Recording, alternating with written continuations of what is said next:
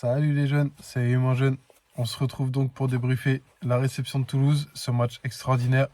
Non, c'est déconné, on a quand même vu certaines choses. Tout le monde n'a pas été dans le même sens, mais on a eu droit au moins à un sursaut de nos Parisiens. Donc on va essayer de débriefer ça rapidement parce qu'il n'y a pas 30 000 choses à dire. À faire des vidéos trop longues, j'ai l'impression qu'on tourne toujours en rond. Donc on va s'arrêter sur Renato Sanchez parce que pour moi c'est un point important. C'est ce que je disais dans des vidéos précédentes. Renato, il peut être extrêmement important, comme l'a dit Campos Galtier. Mais on sait tous déjà, avant qu'il vienne chez nous, que c'est un joueur qui va participer à un match. Il va faire un bon match. Il va se blesser derrière. Et c'est le cas aujourd'hui. Donc pour moi, j'estime que c'est pas forcément une grosse perte parce que c'est un joueur dont on n'attend pas grand-chose, entre guillemets. C'est bien dommage, hein, parce qu'il a un talent fou, il faut le reconnaître. Mais ça a toujours été comme ça dans sa carrière. C'est comme ça depuis qu'il est au PSG. Donc qu'est-ce que vous voulez que je vous dise de plus? C'est pour moi pas surprenant. C'est sûr que voir ses larmes, euh, peut-être qu'il en rajoute, peut-être qu'il en rajoute pas. Ça sera à vous de vous faire votre avis. Mais ça fait chier de voir ses larmes. Mais en même temps, c'est pas surprenant. Enfin, moi, ça me désespère. Honnêtement, hein, ça me désespère. On pouvait espérer quelque chose de lui, de prendre ses marques, de prendre du rythme, etc.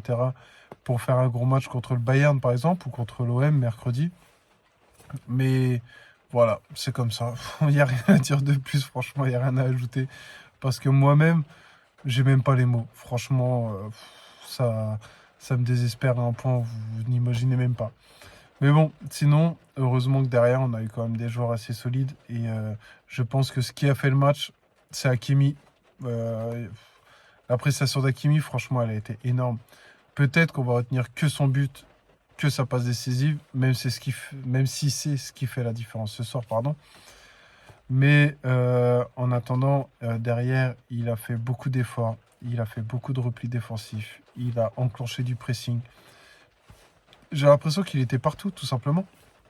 Parce que sur son but, alors faut dire que le PSG, j'ai l'impression de voir le PSG qui perdait ses matchs ou qui faisait des prestations tout simplement dégueulasses en première mi-temps. C'est le PSG où il n'y a aucun mouvement, il n'y a aucune proposition, il n'y a absolument rien. Le match est en première mi-temps, j'avais l'impression qu'il allait être comme ça jusqu'au bout. C'est les matchs dégueulasses. Après, c'est les matchs de 17h, hein, c'est les matchs à l'heure de sieste pour les Parisiens. À chaque fois, on a droit à des prestations particulièrement nulles. Faut dire ce qui est aussi, encore une fois. Mais voilà, aucun mouvement, aucune prestation de qualité. J'ai même plus les mots parce que j'ai l'impression de me répéter à chaque fois. Mais au moment où Hakimi, lui, va faire sa percée, où il provoque, bah, on voit autour de lui que ça bouge pas. Il n'y a rien, il n'y a aucune proposition. Le mec, il a le ballon dans les pieds. Il est obligé de prendre une décision et dans la tête des joueurs, ça se passe en une fraction de seconde, ta décision. Donc à ce moment-là, Hakimi, je ne sais pas ce qui passe par sa tête, mais le mec, il doit remarquer, je pense que c'est instinctif, il doit remarquer qu'il n'y a aucun mouvement, qu'il a aucune solution, il ne peut pas passer. Et franchement, repasser en retrait comme d'habitude, je pense qu'il a voulu tenter autre chose, voilà, tout simplement. Il essaye de déborder, il fait son petit décalage. Il essaye de se mener la balle vers l'axe et puis il tente sa frappe du gauche. Franchement, frappe limpide. C'est une frappe pure hein, qu'il envoie.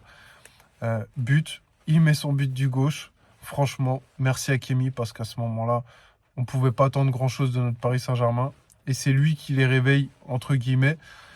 Et ça nous a fait du bien. Et même sur le deuxième but, sa passe décisive, même si c'est pas vraiment une passe, mais attends, le mec, il est à droite. Sur le but de la passe décisive, il fait sa petite passe, son petit décalage, il récupère la balle. Le mec est à gauche à ce moment-là. Le mec n'a rien à faire là, entre guillemets, mais ça prouve que son activité et son envie, bah, ça change tout. Et le petit contact qu'il prend, ça laisse la balle traîner, que Messi reprend. C'est magnifique hein, ce qu'il fait Messi. Hein.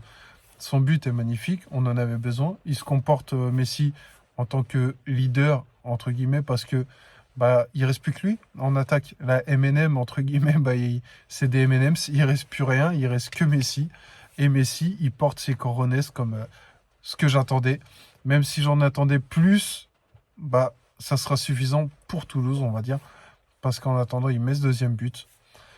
Hakimi, encore une fois, merci pour cette activité. Parce que sans lui, franchement, il n'y a rien à attendre de plus. On a Ekitike qui était devant, qui a rien branlé du match. Le mec, techniquement, il n'arrive pas à se connecter. Il a des gestes d'humeur, alors que le mec, il propose rien. Je veux pas m'acharner sur lui. C'est un jeune joueur. Il a besoin de temps pour s'adapter, pour progresser, pour évoluer. Mais en attendant, moi, j'estime que t'as pas forcément le droit de faire autant de gestes d'humeur, alors que toi-même, t'es pas parfait. Voilà, tout simplement. Donc, c'est à lui d'épurer son jeu, c'est à lui de jouer sur ses qualités avant de commencer à faire des gestes d'humeur sur tous ses coéquipiers, alors que lui-même n'est pas clean dans l'histoire. Donc voilà, Ekitike, pour moi, c'était un très mauvais match. Encore une fois, je ne veux pas m'acharner sur lui, donc je vais m'arrêter là. Mais il a mieux à faire. Il a mieux à faire que ces gestes d'humeur, montrer qu'il est mécontent, qu'on lui donne pas la balle comme il veut, etc. Mais déjà, t'es attaquant, propose dans la profondeur, projette-toi dans la surface, parce que quand tu as des Hakimi qui te font des centres, même Mendes propose un centre pendant un moment, il n'y a absolument personne dans la surface. Euh, Messi, on va l'exempter de tout reproche là-dessus parce que il fait 1m60, tout simplement. Non, il est un peu plus grand que ça, mais c'est pas le joueur que tu attends dans la surface à jouer de son physique, à essayer de reprendre des ballons de la tête, etc. Mais Ekitike, même si c'est pas son rôle principal, bah, ça reste lui numéro 9. C'est à lui d'essayer de proposer, d'essayer de bousculer la défense. Donc voilà, c'est bien dommage. Mauvais match d'Ekitike pour moi. Mais voilà, on va pas s'arrêter là-dessus. Bien sûr, c'est un jeune, il a du talent quand même, faut lui reconnaître. Donc ça prendra le temps que ça faudra. Mais je pense que c'est malheureusement un petit peu trop tard parce qu'on en a besoin aujourd'hui. On a beaucoup d'absents. On a Marseille mercredi, comme je le disais. On a le Bayern qui arrive à grands pas. Donc on n'a plus de banc. On n'a rien sur le banc. On n'a plus de titulaire.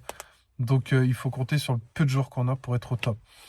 Concernant la charnière centrale, franchement, Marquinhos, Danilo, je trouve que ça a très très bien fonctionné. Je trouvais ça même de largement meilleure qualité qu'avec Ramos. Ça me fait chier de dire ça, parce que Ramos, ça reste pour moi un des meilleurs défenseurs de l'histoire, voire même le meilleur défenseur de l'histoire. Mais il faut aussi dire ce qui est pour lui aussi. Il vieillit, il a plus le même physique qu'avant, il a plus la même explosivité, on va dire. Il- on voit que sur des actions, il va beaucoup jouer sur son physique parce il a plus la vitesse qu'il avait avant. Donc peut-être que Marquinhos s'adapte à tout ça pour essayer de rattraper les erreurs possibles de Ramos, etc. Que là, avec Danilo, j'ai l'impression que Marquinhos était beaucoup plus serein, était plus tranquille dans sa tête parce qu'il a fait une meilleure prestation ce soir. Alors peut-être que c'est anodin, peut-être que c'est sur ce match-là, peut-être que contre Marseille, euh, avec Danilo à ses côtés, il va pas nous faire une aussi bonne prestation, on va dire, que ce soir. Mais c'est un bon point, il faut le relever. Donc, je le relève tout simplement. Marquinhos a fait un bien meilleur match aujourd'hui que les matchs précédents. Toujours pas de clean sheet. Je crois que depuis le début d'année, on n'en a pas fait un seul. Euh, sur mon avant-match, j'espérais un 2-0 et j'imaginais le PSG prendre un but. Donc, j'avais dit 3-1 parce que j'espérais un réveil, un match un petit peu plus. Comment vous dire? On, on leur rentrait dedans, tout simplement. C'est le ventre mou de Ligue 1. Je suis désolé. Avec les joueurs qu'on peut aligner, qu'on peut se permettre d'aligner, bien sûr que contre Toulouse, on peut gagner sans leur manquer de respect, toujours. On se doit de faire mieux, tout simplement, tout simplement. T'as des Messi, t'as des Solaire, même s'il n'est pas extraordinaire, il joue pas à son poste, ça reste quand même un nom. On a du Vitinha, on a, attendez, Danilo Marquinhos, Mendes, Hakimi, on a quand même du beau monde. On- Peut-être que contre le Bayern, ça peut vous paraître délirant, ça peut vous paraître juste, mais pour jouer la Ligue 1, je suis désolé. C'est le PSG, ça reste quand même une belle feuille de match. on doit faire mieux, tout simplement. On doit faire mieux. C'est pas on peut faire mieux, c'est on doit faire mieux, tout simplement. Moi, en ce moment, ça m'horripile. C'est ce genre de match-là. D'accord, il y a les 3 points, mais il y a encore tellement de choses à régler. Il y a encore tellement de choses qui vont pas. Ça manque de mouvement, ça manque d'activité. Il n'y a aucun appel au profondeur. Si ce soir, t'as pas Mendes, il revient de blessure, il emmène pas l'activité qu'il emmenait avant sa blessure, ça va revenir. Mais Mendes, c'est le seul joueur, à part Mbappé, qui t'apporte de la profondeur. Et si Hakimi ce soir met pas toute l'activité qu'il met ce soir, et encore, je suis content de retrouver Hakimi depuis le retour de cette Coupe du Monde à ce niveau-là, mais c'est pas le Hakimi du top niveau, il n'est pas à 100%. Donc heureusement qu'il propose ça, parce que sinon, je sais pas ce qu'on aurait fait ce soir. Honnêtement, je pense qu'on n'aurait rien fait. D'accord, il y a 22 frappes à la fin du match, si je vous dis pas de bêtises, mais quand tu regardes au final, bah, Toulouse a plus de frappes cadrées que le PSG. Qu'est-ce que ça veut dire? Ça veut dire tout simplement qu'on a des frappes un petit peu à l'arrache, si je peux dire. Donc, faut pas s'arrêter au stats. On a beaucoup de frappes, certes, on a la possession, etc. Mais il faut savoir ce qu'on fait aussi de la possession. Donc, encore une fois, je suis en train de déblatérer depuis tout à l'heure pour pas grand-chose, mais parce que j'ai l'impression que c'est toujours la même chose. Je veux pas m'arrêter sur le simple fait qu'on prend les 3 points ce soir. C'est très bien, c'est très bien. T'as Marseille qui nous colle au cul, t'as Lens qui est juste derrière. C'est bien de prendre les 3 points. On attendra de voir ce que Marseille fait contre Nice ce soir. Mais en attendant, c'est pas suffisant, tout simplement. Pour moi, en tout cas, c'est pas suffisant. Je sais pas ce que vous en pensez. N'hésitez pas dans les commentaires à me dire ce que vous en pensez de cette prestation-là. Mais c'est loin, très loin d'être suffisant pour le Paris Saint-Germain. Je me rappelle d'une époque où des équipes comme Toulouse, on les explosait. Il y a une époque où Dijon, on leur mettait 8-0 au parc. Strasbourg, 9-0. Enfin, je veux dire, c'est pas des équipes du top européen, mais avec la différence de niveau qu'on avait et qu'on a toujours, faut dire ce qui est, c'est juste que nos joueurs se donnent pas les moyens, ils se bougent pas le cul. Et bah, avec la différence de niveau, on roulait sur tout le monde. Et là, maintenant, chaque équipe qui vient, que ce soit au parc ou qui nous reçoivent chez eux, tout simplement, ils ont plus peur de nous. Et je pense que là, ce qui a fait la différence ce soir, c'est que Toulouse nous a beaucoup attendu, que s'ils avaient joué leur football, s'ils nous avaient pas attendu, ils auraient pu nous faire mal. Honnêtement, comme Lens, comme Rennes, comme toutes les autres équipes qui sont venues, qui nous ont bousculés, sans pitié. Et on en a besoin, parce que c'est comme ça qu'on relève les défauts. Parce que si à chaque fois on prend les 3 points, eh ben on verra, on retiendra pas en fait les lacunes. Et c'est bien ça le problème. Il faut qu'on se fasse rentrer dedans pour qu'on se dise, ah ça va pas, ah ça c'est un problème. Et moi, franchement, ça me casse. Voilà, vous voyez ce que je veux dire. Parce qu'à chaque fois, on s'arrête sur les 3 points, on s'arrête pas sur les lacunes. Et on en a beaucoup des lacunes. Sauf que là, on joue des équipes de Ligue 1, de ventre mou, voire même des équipes de bas de tableau. On, on gratte des petits points par-ci, par-là. Et on n'arrive pas à se dire, ça va pas. Sauf que quand on va tomber sur le Bayern, vous croyez vraiment qu'ils vont nous attendre comme des équipes de bas de tableau de Ligue 1 en défense, ils vont mettre le bus, etc. Bien sûr qu'ils vont nous rentrer dedans. Ils vont nous, ils vont nous manger au milieu de terrain. Ils vont faire des appels en profondeur. Ils vont essayer de nous bousculer. Vous inquiétez pas qu'ils vont analyser nos matchs. Ils vont voir que dans la profondeur, on arrive à se faire prendre. Les centres en retrait, on se fait prendre. Les décalages, on se fait prendre. Les 1-2, on se fait prendre. Toutes les lacunes, vous inquiétez pas qu'ils auront bien analysé tout ça. Donc, si on se fait déboîter par le Bayern, faudra pas être surpris. J'attends quand même une certaine prestation contre le Bayern parce que ça reste la Ligue des Champions. Je sais qu'ils vont se transcender entre guillemets. On aura quand même des joueurs de qualité qui vont revenir. Mais pour moi, c'est pas suffisant. Donc espérons que contre le Bayern, on prenne pas l'eau et qu'au retour, avec nos titulaires en puissance, qu'on fasse un gros match parce que il n'y a que comme ça qu'on peut passer.